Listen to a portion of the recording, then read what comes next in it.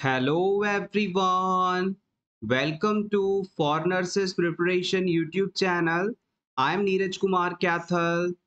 Today is 11th of July 2023. Let's begin today's nursing MCQ session for upcoming AIMS NORCET exam. Our first question is, to prevent supine hypotension in pregnant mothers, which position should be preferred? Pregnancy के दौरान female में supine hypotension condition ना develop हो, इसके prevention हेतु कौन सा option इस्तेमाल किया जाता है, कौन सी पोजीशन दी जाती है? Option A right lateral, option B semi Fowler's, option C left laterals, option D orthopneic position.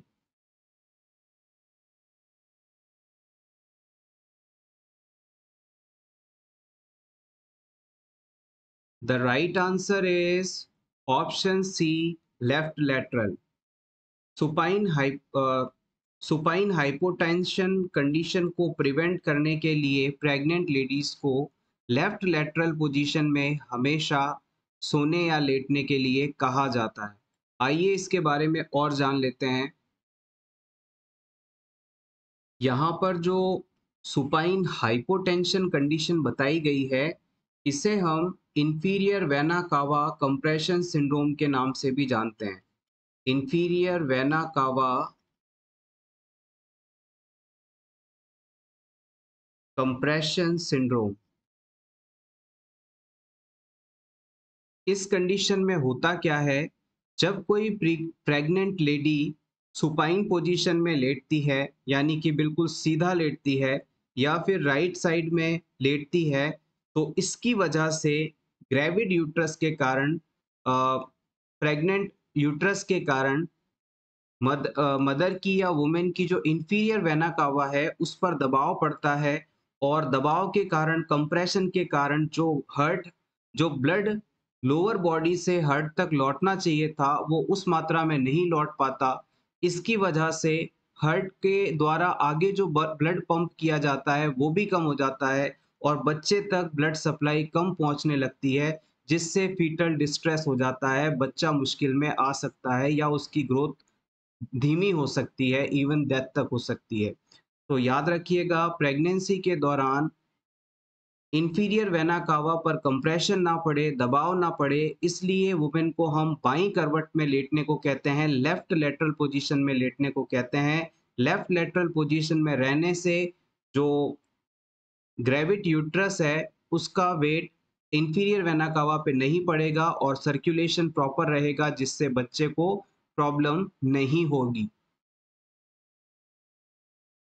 Next question is, which clinical indicator should the nurse expect to identify when assessing a client with fracture of the neck of the femur?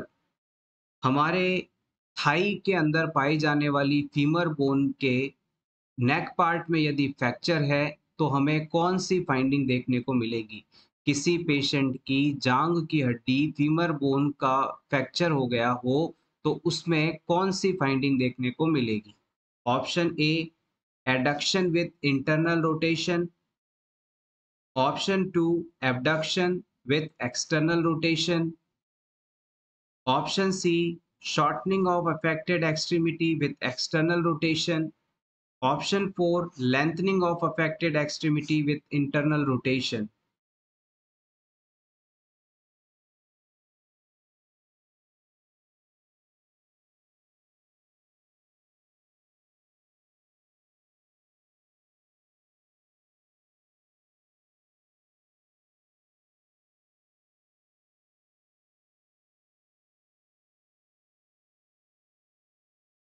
The right answer is option 3.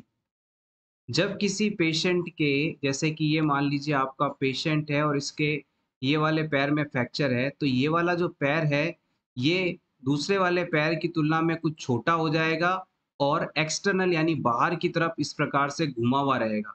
इसके पीछे कारण ये है कि जब bone बीच से टूट जाती है तो यहाँ मौजूद मसल्स और स्किन कॉन्ट्रैक्ट होती है और बोन फ्रैगमेंट्स भी आपस में खिंचते हैं, जिसकी वजह से जो ये फ्रैक्चर्ड लेग है, ये दूसरे पैर की तुलना में थोड़ा-सा लंबाई में कम हो जाता है और बाहर की तरफ मुड़ा हुआ रहता है।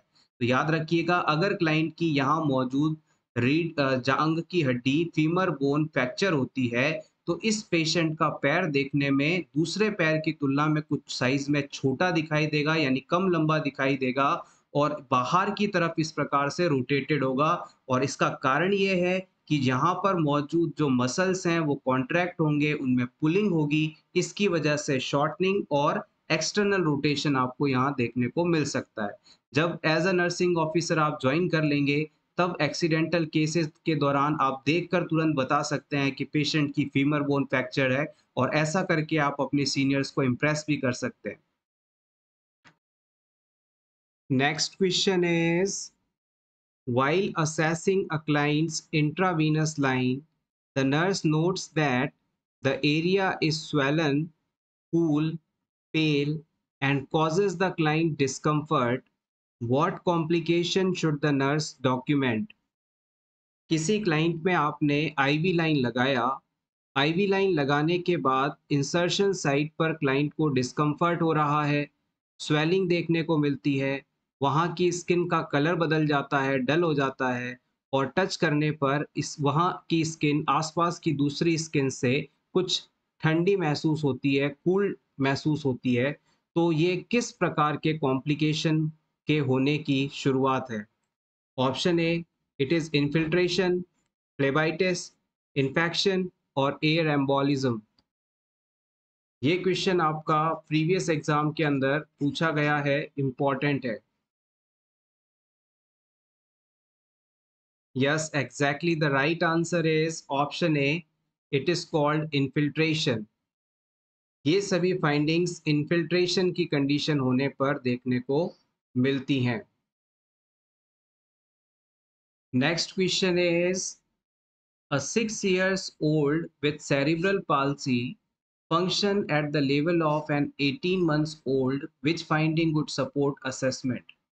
एक 6 साल का बच्चा है जो कि 18 महीने के बच्चे की जैसे एक्टिविटी करता है, यानी कि सेरिब्रल पाल्सी के कारण उसका ब्रेन पूरी तरह से फंक्शनिंग नहीं है, जिसकी वजह से बच्चे की आयु तो 6 साल है, लेकिन उसका मेंटल डेवलपमेंट जो है, मेंटल फंक्शन जो है, वो सिर्फ 1.5 साल के बच्चे के जितना है। यानी 6 साल का बच्चा जो है 1.5 साल के बच्चे की तरह एक्टिविटी करता है, तो इसमें कौन सी फाइंडिंग आपको देखने को मिलेगी? ऑप्शन ए, ये अपने आप को ड्रेस कर पाएगा, यानी खुद कपड़े पहन पाएगा। ऑप्शन बी, अपने पीछे अपने टॉयज को पुल करेगा, यानी खिलौनों को खींचकर खेल पाएगा। ऑप्शन सी, ये 8 ब्लॉक्स का टावर बना पाएगा, यानी बच्चों में जो खेलने वाले ब्लॉक आते हैं प्लास्टिक के, आपने देखा होगा, इन्हें एक के ऊपर एक इस प्रकार से अरेंज करते हैं, टावर बनाते हैं, तो ये 8 टावर एक के ऊपर एक अरेंज कर पाएगा। ऑप्शन डी कहता है कि ये बच्चा कॉपी पेन देने पर ये वर्टिकल और हॉरिजेंटल लाइंस को कॉपी कर सकता है। तो इनमें से कौन सी फाइंडिंग जो है आपको 1.5 साल के बच्चे में देखने को मिलेगी? सिंपली 1.5 साल का बच्चा क्या कर सकता है, ये आपसे पूछा जा रहा है।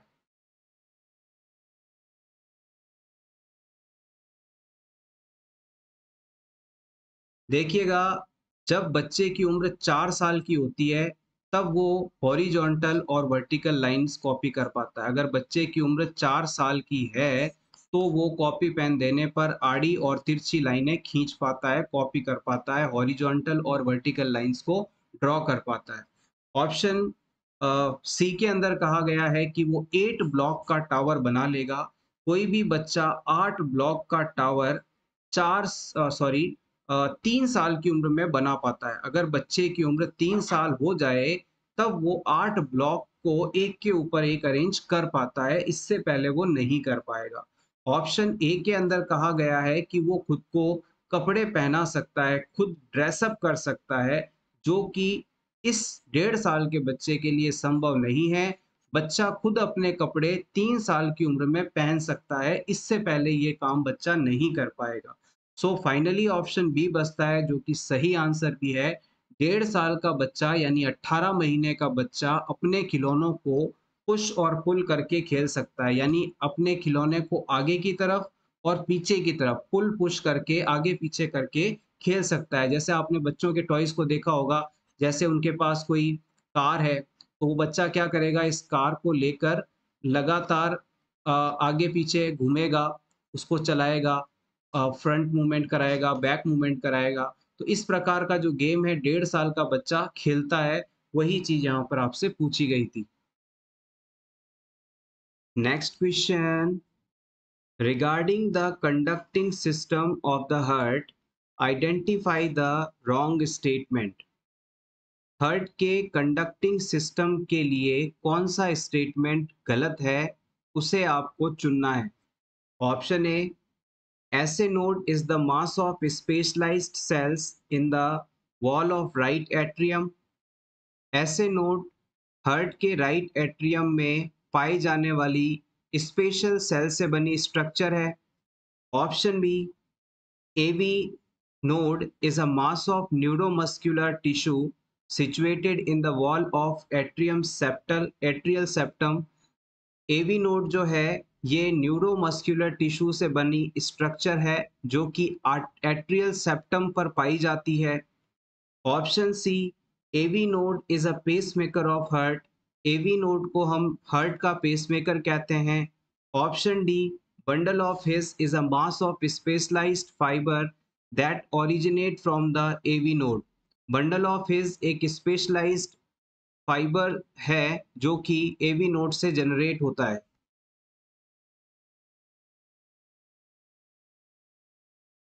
Excellent guys, option C is absolutely correct. AV node heart का पेसमेकर नहीं कहलाता है। हार्ट के पेसमेकर के रूप में ऐसे नोड को जाना जाता है। इसके अलावा बाकी सभी स्टेटमेंट सही हैं। ऐसे नोड जो है राइट एट्रियम पर पाया जाता है, बिल्कुल सही बात है। एवी नोड एक न्यूरोमस्कुलर टिश्यू से बनी स्ट्रक्चर है जो कि एट्रियल सेप्टम पर पाई जाती है, यानी कि हार्ट में जो ऊपर वाले जो दो चैम्बर्स हैं, इनके बीच में जो दीवार होती है उसे सेप्टम कहते हैं। तो ये वाला जो हिस्सा है यहाँ पर एट्रियल सेप्टम पाया जाता, सॉरी, एवी नोड पाया जाता है। इसके बाद ऑप्शन डी के अंदर बताया गया है कि जो बंडल ऑफ हिस है ये स्पेशल फाइबर से बनी स्ट्रक्चर है जो कि एवी नोड के बाद पाई जाती है। Next question is, steroid hormones are mainly synthesised from. Steroid hormones जो कि आप बॉडी में एलर्जी, इन्फ्लामेटरी कंडीशंस के ट्रीटमेंट में इस्तेमाल करते हैं, वो बेसिकली किससे बने होते हैं? कोलेस्ट्रॉल से, प्रोटीन से, कार्बोहाइड्रेट से या फिर मिनरल्स से?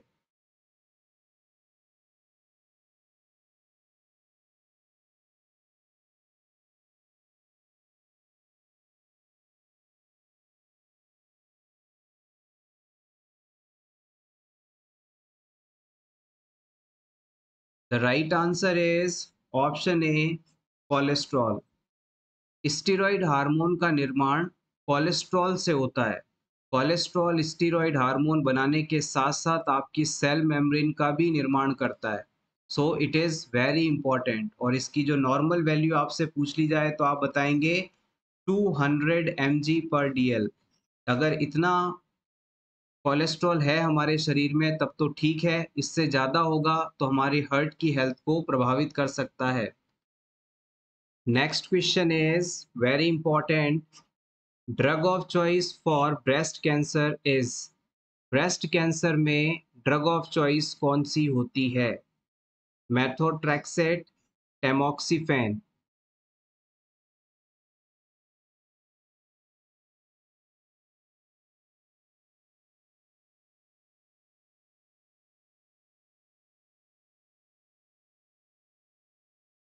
The correct answer is option B, tamoxifen. Tamoxifen citrate is a drug of choice in case of breast cancer. Next question is, most important nursing action for fracture healing is. अगर किसी client को fracture हुआ है तो इस fracture के ठीक होने में, हील होने में सबसे इम्पोर्टेंट नर्सिंग एक्शन कौन सा होगा? कैल्शियम सप्लीमेंट, इमोबिलाइजेशन, एंटीबायोटिक्स या फिर एक्सरसाइज?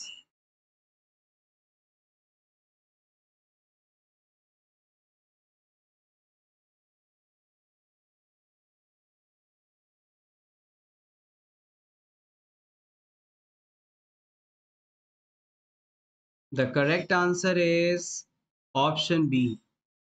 बॉडी के किसी भी हिस्से में फ्रैक्चर होने के बाद उस हिस्से को हम मूवमेंट नहीं करवाते हैं, स्थिर रखते हैं, इमोबिलाइज करते हैं। जब हमारा फ्रैक्चर्ड पार्ट एक ही जगह पर बिना हिले डुले रहेगा तो बोन्स का आपस में जुड़ना तेजी से हो पाएगा और जल्दी हम ठीक होंगे, फ्रैक्चर हील होगा। तो इमोबिलाइजेशन जो है वो फ्रैक्चर हीलिंग के लिए सबसे जरूरी नर्सिंग एक्शन माना जाएगा। Next question is most as important aspect of hand washing is hand washing के समय सबसे ज़्यादा कौन सी चीज़ इम्पॉर्टेंट होती है? Time, type of soap, surface tension या फिर फ्रिक्शन?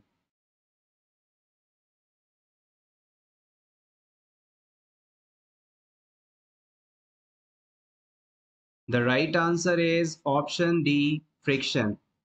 हैंड वॉशिंग का सबसे इम्पॉर्टेंट एस्पेक्ट है फ्रिक्शन। फ्रिक्शन का मतलब है, हिंदी में इसे आप घर्षण कह सकते हैं, यानी जब आप अपने हाथों को आपस में रगड़ते हैं, रब करते हैं, तब ये चीज़ फ्रिक्शन जनरेट करती है। Next question is which of the following lifestyle factors is most closely related to bladder cancer? इनमें से कौन सा लाइफस्टाइल फैक्टर ब्लैडर कैंसर के लिए सबसे बड़ा रिस्क फैक्टर है या सबसे बड़ा कारण हो सकता है? Option A, sedentary lifestyle. Option B, drinking 2 bottles of cola daily. Option C, smoking 2 packs of cigarettes daily. Option D, living in an industrial area.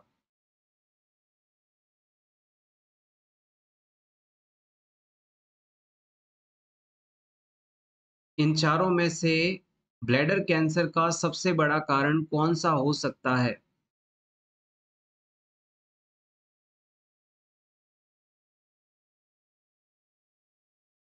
The correct answer is option C, smoking. अगर कोई smoker है, यानी cigarette पीता है, तो उसके अंदर non smokers की तुलना में 4 से 7% ज़्यादा चांसेस हैं कि उसमें ब्लैडर कैंसर होगा। अगर कोई स्मोकर है और एक कोई नॉन स्मोकर पर्सन है, तो उसमें नॉन स्मोकर की तुलना में स्मोकर पर्सन में 7 गुना ज़्यादा चांसेस हैं कि उसे ब्लैडर कैंसर डेवलप होगा। Cigarette smoking can cause bladder cancer and it is a most important risk factor, or we can say smoking is a most common risk factor for bladder cancer. इसके अलावा अगर कोई person industrial area में काम करता है जहां पर आर्सेनिक केमिकल के कांटेक्ट में वो आता है तो उसे ब्लैडर कैंसर हो सकता है। अगर किसी रेडिएशन एक्सपोजर में कोई पर्सन रहता है तो उसे ब्लैडर कैंसर हो सकता है। 65 ईयर्स की एज के बाद भी ब्लैडर कैंसर होने की संभावना बढ़ जाती है। मेल्स में फीमेल की तुलना में ब्लैडर कैंसर होने की संभावना ज़्यादा रहती है। इसके अलावा अगर किसी को परिवार में पहले ब्लैडर कैंसर था तो उसे ये चीज़ होने की, उसकी अगली पीढ़ी को ये चीज़ होने की संभावना बढ़ जाती है। तो ये सभी फैक्टर्स हैं जिनके द्वारा हम ये कह सकते हैं कि ब्लैडर कैंसर होना हो सकता है, संभव हो सकता है। Next question is one patient is on tablet famotidine, which of the following problem will be observed for the patient? किसी पेशेंट को फेमोटिडिन नाम की टैबलेट दी जा रही है, इस पेशेंट में कौन सी प्रॉब्लम आपको देखने को मिलेगी? ऑप्शन ए, anaemia, nausea, decrease urine output या फिर हेडेक? थोड़ा सा समझ के आंसर दीजिएगा। पेशेंट को फेमोटिडिन नाम की मेडिसिन दी जा रही है, तो उसके अंदर कौन सी फाइंडिंग देखने को मिल सकती है? यहाँ पर ऑप्शन ए बिल्कुल सही आंसर माना जाएगा।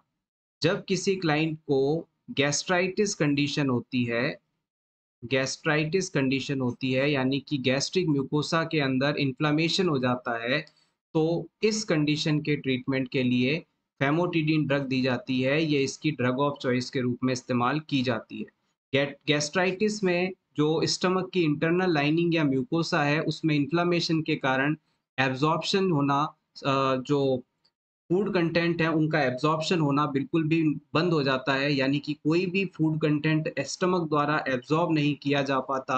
और स्टमक से अगर एब्जॉर्प्शन नहीं होगा, तो हम जानते हैं कि हमारे स्टमक में मौजूद इंट्रिंसिक फैक्टर की प्रेजेंस के कारण ही विटामिन बी 12 का एब्जॉर्प्शन हो पाता है।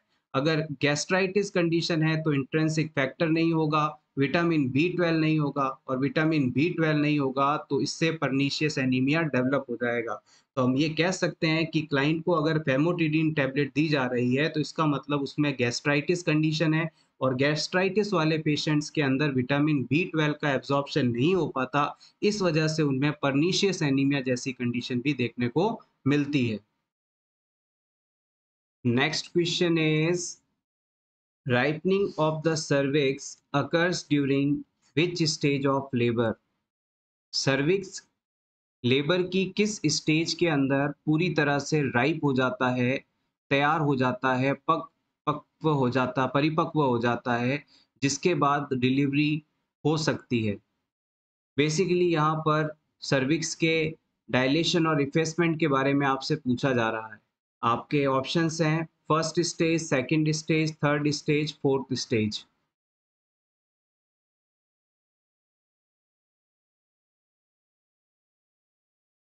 The correct answer is option A, first stage. Labour की फर्स्ट स्टेज के अंदर सर्विक्स जो है पूरी तरह से राइप हो जाता है, पक जाता है, तैयार हो जाता है, जिसके बाद डिलीवरी संभव हो सकती है। Next question is, a teen hospitalized with anorexia nervosa is now permitted to leave her room and eat in dining room. Which of the following nursing intervention should be included in the patient plan of care? एक teen age है person, teen age women है, female है, जो कि anorexia nervosa जैसे eating disorder से suffering है। अब इस पेशेंट को आपने अपने रूम से बाहर आके डाइनिंग रूम में खाना खाने के लिए अलाउ कर दिया है। अब इस पेशेंट के लिए एज अ नर्स इस समय सबसे इम्पोर्टेंट नर्सिंग इंटरवेंशन कौन सा होगा, ये आपको बताना है। एक टीन एजर है, फीमेल, जिसे एनोरेक्सिया नर्वोसा है। अब वो सबके साथ डाइनिंग रूम में आकर खाना खा सकती है, तो खाना खाने के बाद इसके लिए सबसे ज़्यादा ज़रूरी कौन सी चीज़ होगी, एज अ नर्सिंग इंटरवेंशन आपको सेलेक्ट करना है। Option A, weighing the patient after she Yeats. जब ये फीमेल खाना खा ले, ये टीनेजर खाना खा ले, तो हमें इसका वेट करना है, इसका वजन करना है। Option B, having a staff member remain with her for 1 hour after she eats. इस पेशेंट ने जब खाना खा लिया हो, तो खाना खाने के बाद हॉस्पिटल का कोई भी स्टाफ मेंबर इस पेशेंट के साथ कम से कम 1 घंटा रहेगा। Option C, place high protein foods in the centre of the patient's plate. हमें पेशेंट के प्लेट की सेंटर पार्ट में हाई प्रोटीन फूड रखना चाहिए। Option D, providing a patient with child size utensils. हमें इस पेशेंट को छोटे बर्तनों में खाना देना है, चाइल्ड साइज यूटेंसिल्स में खाना देना है।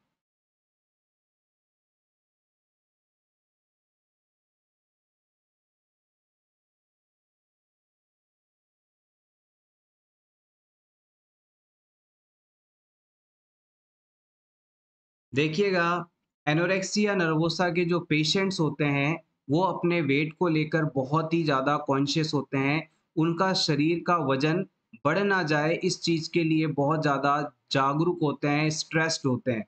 तो ऐसा कोई भी पर्सन जो इस डिजीज एनोरेक्सिया नर्वोसा से सफरिंग है, वो जब खाना खा लेता है, तो उसके मन में ये विचार आते हैं कि खाना तो मैंने खा लिया, अब मेरा वेट बढ़ सकता है और वेट बढ़ेगा तो मैं अच्छा नहीं दिखूंगा या दिखूंगी। तो वो पर्सन क्या करता है, खाना खाने के बाद जाकर सेल्फ इंड्यूस्ड वॉमिटिंग कर लेता है, यानी खुद से जाकर वॉमिट कर देता है, जिससे उसके स्टमक का सारा कंटेंट जो भी उसने खाना खाया था, वो वॉमिटिंग के थ्रू बाहर निकल जाता है। तो फिर क्लाइंट में न्यूट्रिशनल रिक्वायरमेंट पूरी नहीं हो पाती और क्लाइंट का वेट बहुत ज़्यादा कम हो जाता है। मोस्टली ये अंडर वेट ही होते हैं और ये डिजीज़ मोस्टली एडोलेसेंट फीमेल्स के अंदर ही पाया जाता है। तो यहाँ पर हम क्या करेंगे, हॉस्पिटल के किसी एक स्टाफ को इस पेशेंट के साथ खाना खाने के बाद कम से कम 1 घंटा साथ रहने के लिए कहेंगे, ताकि इस दौरान ये पर्सन सेल्फ इंड्यूस वॉमिटिंग ना कर सके, जो खाना इसने खाया है उसे वापस बाहर ना निकाल दे। तो इस चीज़ की मॉनिटरिंग के लिए हम उसके साथ एक स्टाफ मेंबर को ज़रूर रखते हैं। ये ऑप्शन बिल्कुल सही है। Next question is which drug is used to prevent bradycardia during surgery? Surgery के दौरान ब्रेडिकार्डिया डेवलप ना हो जाए, इसे प्रिवेंट करने के लिए कौन सी ड्रग इस्तेमाल की जाती है? नाइट्रस ऑक्साइड, सक्सिनाइल क्लोराइड, एमियोडारोन या फिर atropine?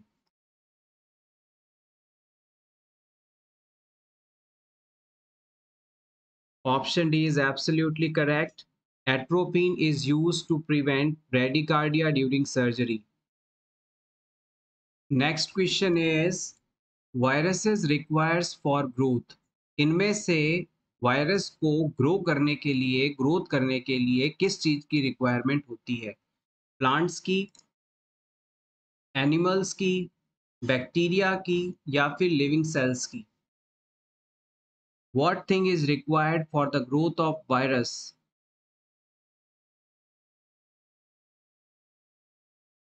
Option D is absolutely correct.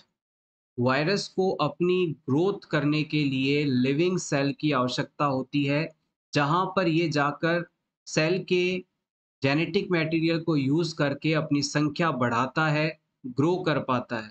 So virus require living cells to multiply their numbers और growth. Next question is the natural pacemaker of heart is? Heart का natural pacemaker किसे कहा जाता है? AV node को, SA node को, Purkinje fibres को या फिर बंडल ऑफ हिस को?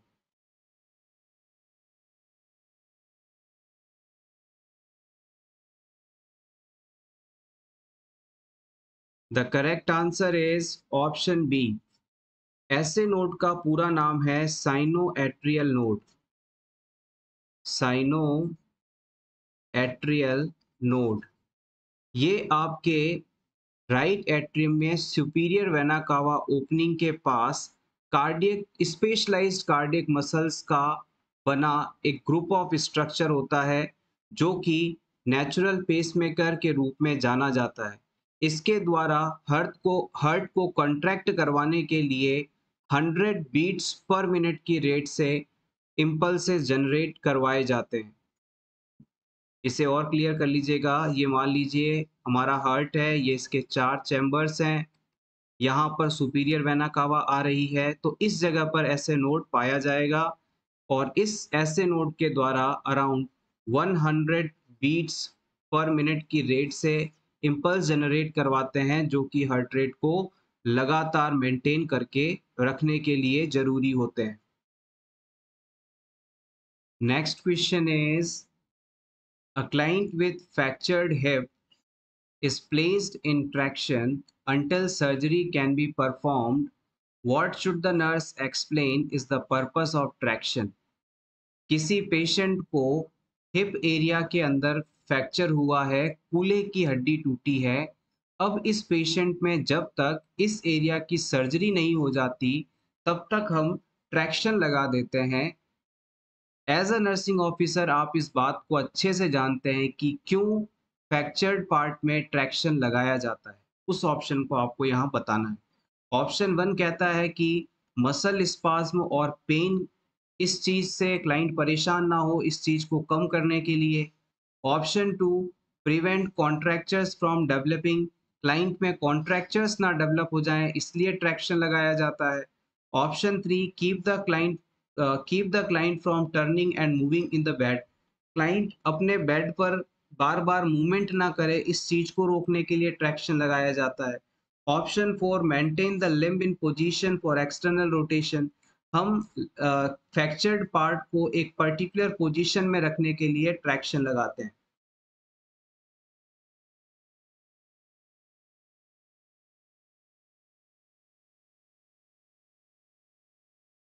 देखिए, वन बाय वन सभी ऑप्शंस की बात करेंगे। जब क्लाइंट के अंदर हिप बोन फ्रैक्चर हुई है, कूल्हे की हड्डी टूटी है, तो हम इस सिचुएशन में कभी भी क्लाइंट के पैर को बाहर की तरफ मोड़ते नहीं हैं, एक्सटर्नली रोटेट नहीं करते हैं, बल्कि हिप बोन फ्रैक्चर के अंदर एक्सटर्नल रोटेशन ऑफ लेग जो है उसे कॉन्ट्रा इंडिकेटेड माना जाता है। और इस चीज को प्रिवेंट करने के लिए पोजिशनल एड्स का सहारा लिया जाता है। जैसे कि ये आपका पेशेंट है और इस पेशेंट के पैर में इस जगह पर कूल्हे में चोट लगी है, तो कभी भी इस पेशेंट के पैर को बाहर की तरफ इस तरह से एक्सटर्नली रोटेट नहीं करेंगे, बल्कि ऐसा होने से रोकने के लिए यहाँ पर पोजिशनल एड्स लगा देंगे ताकि जो पैर है वो बिल्कुल सीधा इस प्रकार से रहे, और इससे जो ये पर्टिकुलर एरिया है जहाँ फ्रैक्चर है वहाँ और डैमेज नहीं होगा। अब हम बात करते हैं ऑप्शन थ्री की। देखिएगा, जिस एक्सट्रीमिटी में, जिस हिप एरिया में क्लाइंट में फ्रैक्चर हुआ है, हम उस पर्टिकुलर एक्सट्रीमिटी को एक अलाइनमेंट में मेंटेन करते हैं, एक दिशा में, एक स्थिति में पर्टिकुलर मेंटेन करके रखते हैं। लेकिन उस पर्टिकुलर पार्ट को इमोबिलाइज करने के साथ साथ क्लाइंट के दूसरी बॉडी पार्ट्स को मूव करने की हम फ्रीडम देते हैं। तो यहाँ पर क्लाइंट को बिल्कुल फिक्स रहने के लिए नहीं कहा जा सकता, तो ये ऑप्शन भी आपका गलत है। ऑप्शन टू के अंदर कहा गया है कि ये कॉन्ट्रैक्चर्स को डेवलप होने से रोकता है, जो कि गलत ऑप्शन है। देखिए, क्लाइंट में जब भी ट्रैक्शन लगाया जाता है, ये थोड़े समय के लिए लगाया जाता है, लंबे समय के लिए नहीं लगाया जाता। और जो कॉन्ट्रैक्चर्स हैं वो इमोबिलिटी के कारण डेवलप होते हैं, यानी क्लाइंट ने किसी पर्टिकुलर बॉडी पार्ट को जो कि फ्रैक्चर्ड है, बर्न्ड है या फिर डैमेज्ड है, वुंडेड है, उसको मूवमेंट नहीं कराया, तो वहाँ की जो स्किन के फाइबर्स हैं, मसल्स हैं, टेंडन्स हैं, वो सख्त हो जाते हैं, खिंचाव आ जाता है उनमें, और फिर वो एक ही जगह पर फिक्स हो जाते हैं, फिर क्लाइंट उसे चाहकर भी मूव नहीं कर पाता। ये चीज़ कॉन्ट्रैक्चर्स हैं और ये ट्रैक्शन से डेवलप नहीं होते हैं, ट्रैक्शन से ठीक नहीं होते हैं, ये प्रोलॉन्ग्ड इनएक्टिविटी के कारण देखने को मिलते हैं, तो ये ऑप्शन भी आपका गलत है। फाइनली आपके पास ऑप्शन वन बचता है, जिसमें कहा गया है कि क्लाइंट के अंदर मसल स्पाज्म और पेन डेवलप ना हो, इस चीज के प्रिवेंशन के लिए ट्रैक्शन लगाया जाता है, जो कि बिल्कुल सही है।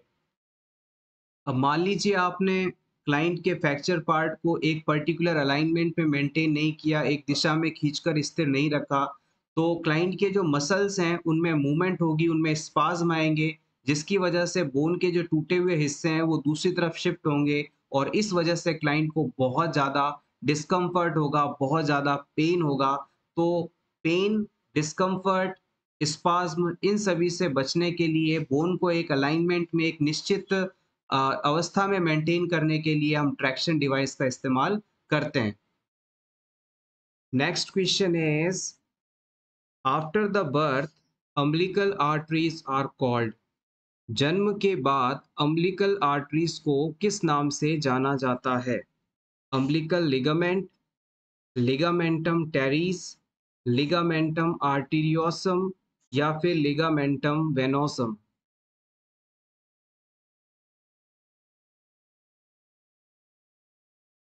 Option A is absolutely correct, umbilical ligament. It is called umbilical ligament. Next question is, a nurse caring for a child with Hirschsprung disease document the stool to have with characteristic appearance. Hirschsprung disease से suffering बच्चे में जो stool है वो कैसा होगा, ये आपको बताना है। Tarry and tenacious, currant jelly like, spotty and foul smelling, या फिर रिबन लाइक?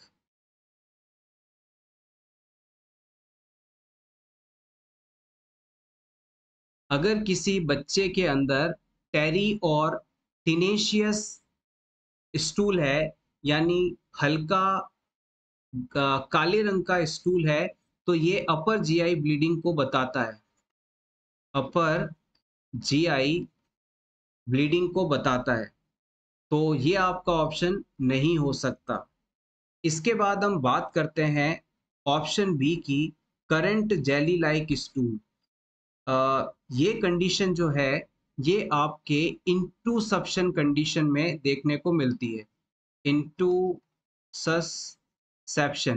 इंटूसप्शन क्या होता है? It is a telescoping of the intestine, यानी बच्चे की इंटेस्टाइन एक के ऊपर एक फिक्स हो जाती है, स्लिप हो जाती है, जिसकी वजह से इंटेस्टाइन के किसी हिस्से में ब्लड सप्लाई नहीं पहुंचती, वो एरिया नेक्रोज हो जाता है, वहां पर प्रॉब्लम्स होने लगती हैं, सड़न होने लगती है, और फिर परफोरेशन हो जाता है। तो ये चीज जो है टेलीस्कोपिंग ऑफ द इंटेस्टाइन इंटुसप्शन कहलाती है। इसमें ब्लॉकेज क्रिएट होता है, स्टूल पास नहीं हो पाता, और इसके बाद करंट जेली लाइक स्टूल यहाँ देखने को मिलता है। अब बात करते हैं फॉर्टी एंड फाउल स्मेलिंग। इस बच्चे का जो स्टूल है वो काफी झागदार और बदबूदार हो, यानी उसमें से बदबू आ रही हो, यानी फाउल स्मेलिंग हो, और फ्रोती हो यानी झागदार हो। तो ये जो स्टूल है वो सिस्टिक फाइब्रोसिस कंडीशन के होने को बताता है। सिस्टिक फाइब्रोसिस डिजीज के अंदर बॉडी के जो सिक्रीशंस हैं वो बहुत ज्यादा गाढ़े हो जाते हैं, चिपचिपे हो जाते हैं, जिसकी वजह से हमारे वाइटल एरियाज के अंदर ऑब्स्ट्रक्शन होता है और क्लाइंट की डेथ हो जाती है। जैसे इंटेस्टाइन में ब्लॉकेज के कारण डेथ होगी, रेस्पिरेटरी ट्रैक्ट के अंदर ऑब्स्ट्रक्शन के कारण डेथ हो सकती है। This is about cystic fibrosis. Finally option D है जो कि सही भी है। अगर क्लाइंट को हिर्सप्रंग डिजीज है तो वहां पर रिबन लाइक स्टूल देखने को मिलेगा। Hirschsprung disease, Hirschsprung disease ribbon like stool related है। Next question is, while administering albumin to a client, a nurse need to give this drug. किसी क्लाइंट में एल्ब्यूमिन किस प्रकार से एडमिनिस्टर किया जाना चाहिए, यह आपको बताना है। Option A, rapidly and restrict water intake, बहुत तेजी से और बीच में पानी नहीं बिल्कुल देना है। Option B, rapidly and increase water intake, बहुत तेजी से एडमिनिस्टर करना है और पानी देना है साथ में पीने के लिए। ऑप्शन सी, स्लोली देना है और वाटर इनटेक को बढ़ा देना है। स्लोली देना है और वाटर इनटेक को रेस्ट्रिक्ट कर देना है। एल्ब्यूमिन एडमिनिस्टर करते समय किस बात का ख्याल रखना है? एल्ब्यूमिन हमारे ब्लड प्लाज्मा में पाया जाने वाला इम्पोर्टेंट प्रोटीन है, जो कि हमारे बॉडी के अंदर ऑनकोटिक प्रेशर को मेंटेन करने का काम करता है। एल्ब्यूमिन की कमी से हमारी बॉडी में ऑनकोटिक प्रेशर डिस्टर्ब होगा, जिसकी वजह से पूरी बॉडी के अंदर एडिमा डेवलप हो सकती है।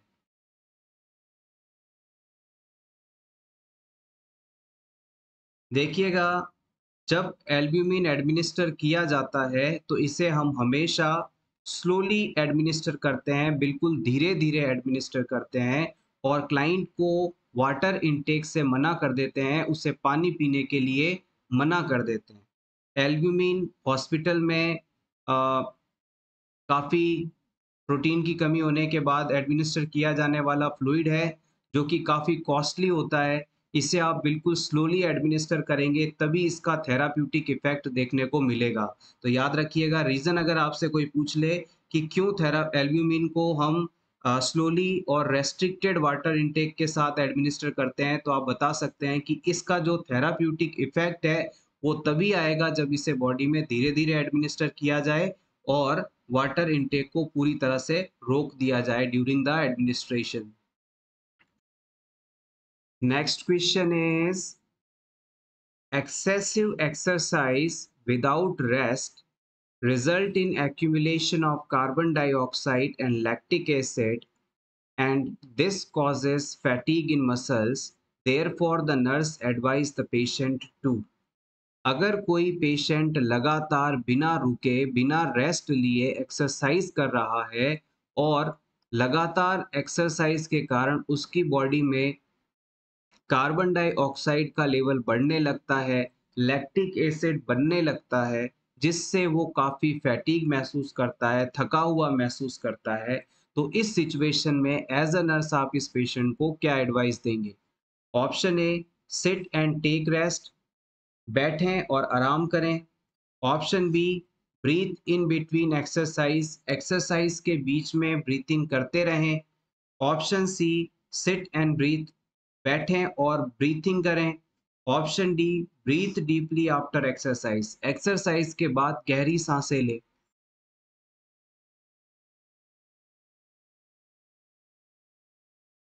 This is a general and important question.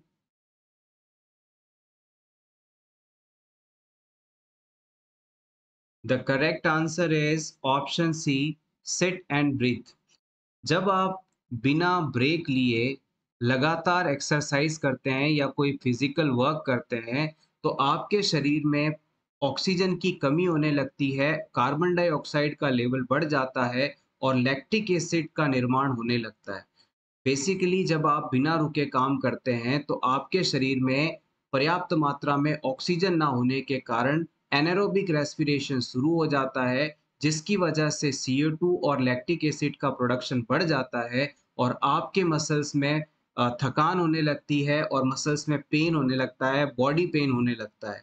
अब क्लाइंट में अगर ये सिचुएशन आ रही है तो हम उसे कहेंगे कि जब भी आप एक्सरसाइज करें तो बीच में थोड़ी देर ब्रेक ले लें, बैठ जाएं और नॉर्मल ब्रीथिंग करें ताकि आपकी बॉडी में ऑक्सीजन का लेवल बढ़ जाए और एरोबिक रेस्पिरेशन शुरू हो, जिससे कि आपकी बॉडी में लैक्टिक एसिड का प्रोडक्शन नहीं होगा और इससे आपको थकान भी कम महसूस होगी और आप लंबे समय तक एक्सरसाइज भी कर पाएंगे। तो sitting between exercise and breathing properly is the best way to prevent fatigue or muscle ache during the exercises.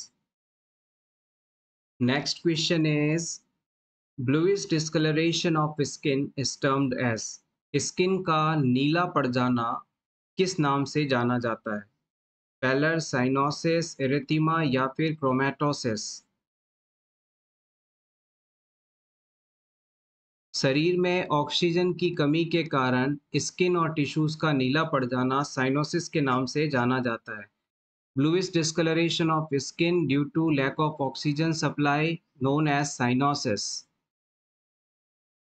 Next question is important. The preferred site for intramuscular injection with Z-track technique in an adult. अगर किसी client में Z-track technique का इस्तेमाल करते हुए IM injection लगाना है adults के अंदर तो सबसे बेस्ट साइट कौन सी होगी? यहाँ पर अडल्ट शब्द पर गौर करिएगा। डेल्टॉइड, वेस्टस लैटरलिस, वेंट्रोग्लूटियल या फिर इनमें से किसी भी जगह पर?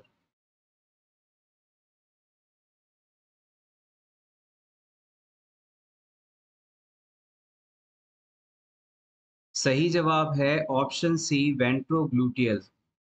वेंट्रोग्लूटियल हमारे लोअर बैक के मसल एरिया होते हैं, वहां पर हम जेड ट्रैक टेक्निक द्वारा इंट्रामस्कुलर इंजेक्शन लगाते हैं।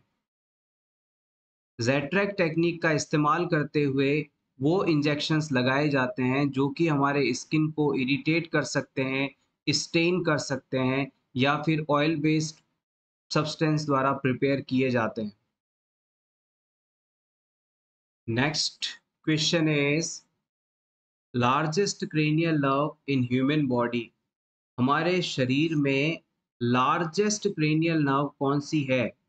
Vagus, abducent, trigeminal, olfactory?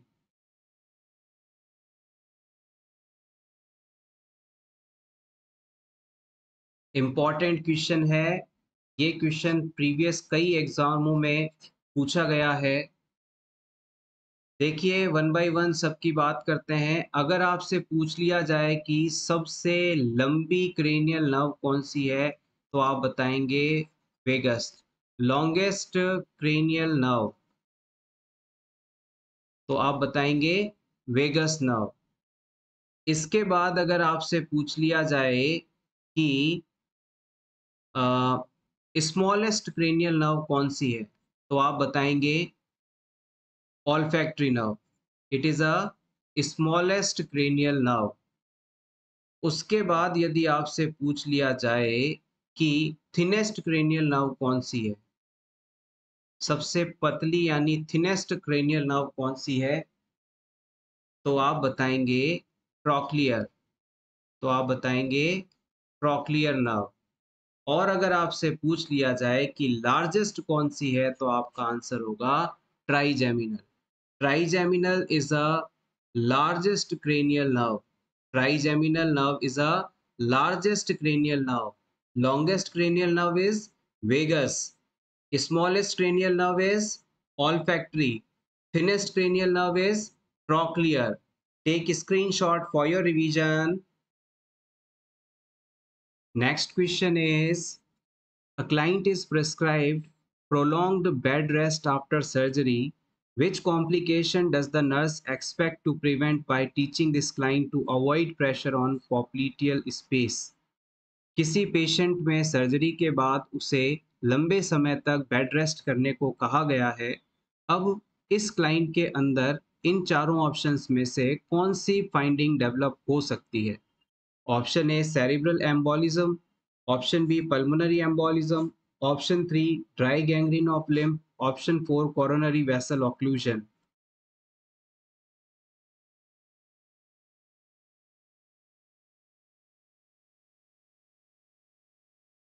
आप इस बात को अच्छी तरह से जानते हैं, हमने प्रीवियस क्लासेस में आपको बताया भी है। जब कोई पर्सन लंबे समय से बेड पर लेटा होता है, मूवमेंट नहीं करता, तो इस पेशेंट के जो काफ काफ मसल्स होते हैं, घुटने से नीचे की तरफ डीप मसल्स में जो काफ मसल वाला एरिया होता है, उसके अंदर मौजूद जो ब्लड वेसल्स हैं, वहाँ पर क्लॉट बनने लग जाता है।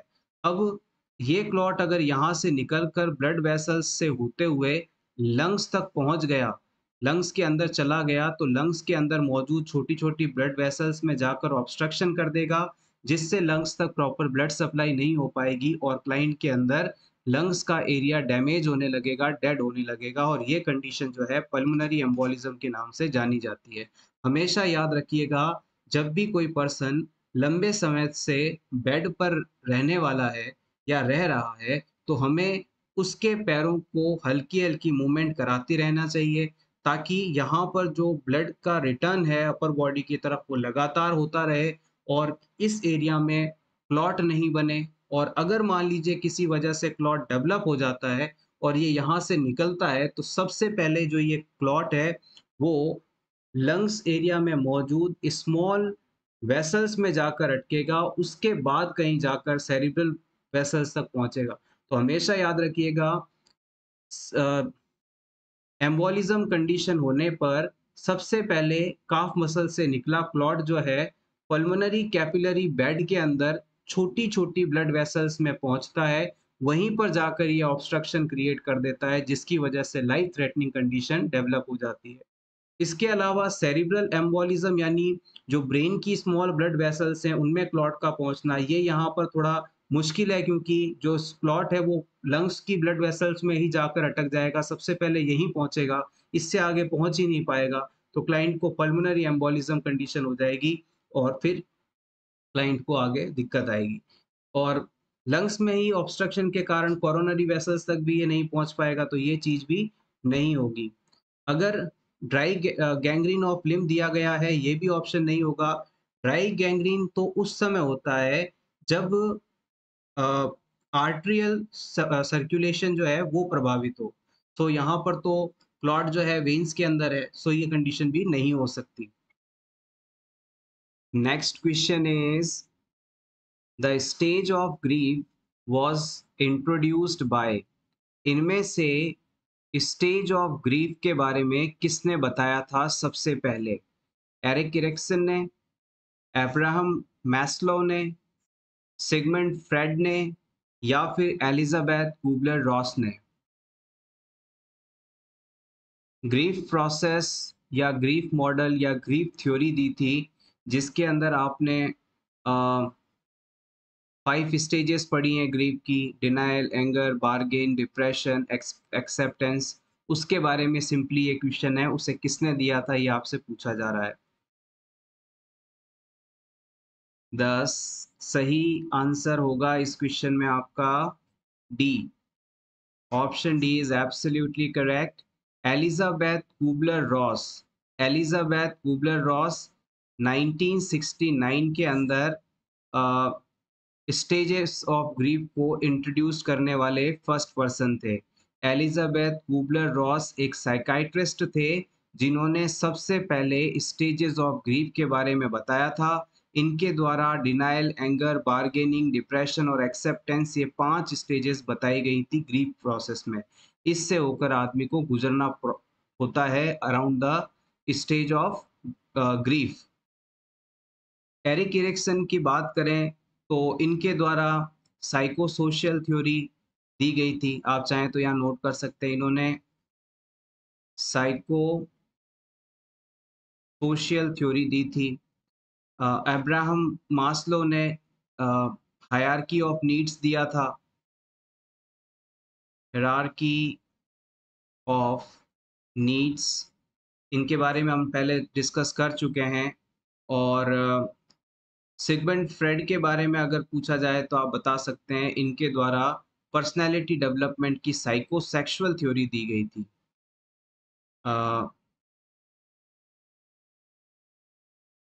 Psycho sexual theory of personality development एक बार फिर से देख लीजिएगा। एरिक इरिक्सन ने जो दी थी, एरिक इरिक्सन ने साइको सोशल दी थी, और सिगमंड फ्रेड ने साइको सेक्सुअल दी थी। अब्राहम मास्लो ने हायरार्की ऑफ नीड्स दिया था, और एलिजाबेथ कुबलर रॉस ने स्टेजेस ऑफ ग्रीफ दिया था। आप चाहें तो इसका स्क्रीनशॉट ले सकते हैं आपके रिवीजन के लिए। Next question is, the nurse administers iron using Z-track technique. What is the primary reason for administering iron via Z-track? किसी नर्स के द्वारा पेशेंट में Z-track टेक्निक द्वारा आयरन इंजेक्शन एडमिनिस्टर किया जाता है, इसका क्या कारण है? क्यों आयरन मेडिसिन को Z-track टेक्निक द्वारा एडमिनिस्टर किया जाता है? Option A, to prevent adverse reactions. Option B, to prevent backflow of medicine. Option C, to improve absorption rate. Option D, to increase speed of onset of action.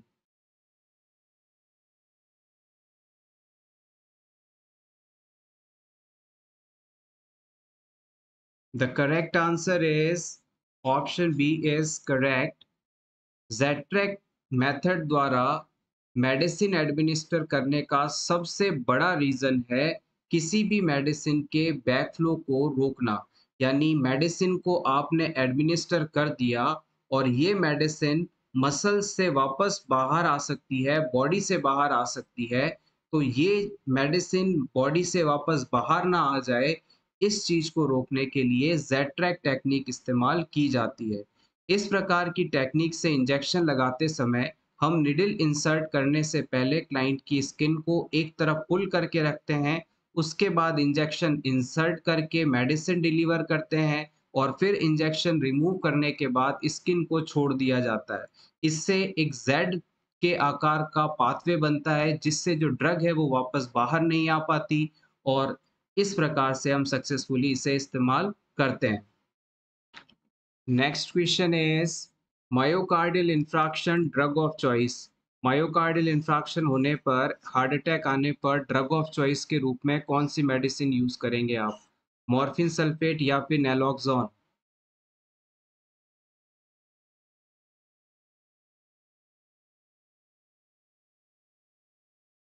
Option A is correct. Morphine sulphate यहाँ पर इस्तेमाल किया जाता है heart attack आने पर।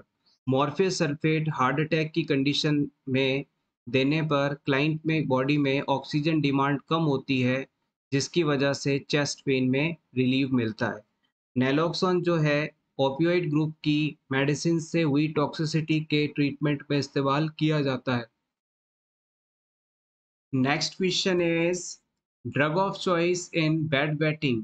अगर किसी क्लाइंट को एन्यूरेसिस है, बेड वेटिंग जैसी कंडीशन है, यानी रात को सोते समय वो बेड पर ही यूरिन पास कर देता है, तो इसके ट्रीटमेंट के लिए कौन सी मेडिसिन लेंगे आप? लेसिक्स या फिर इमिप्रामिन?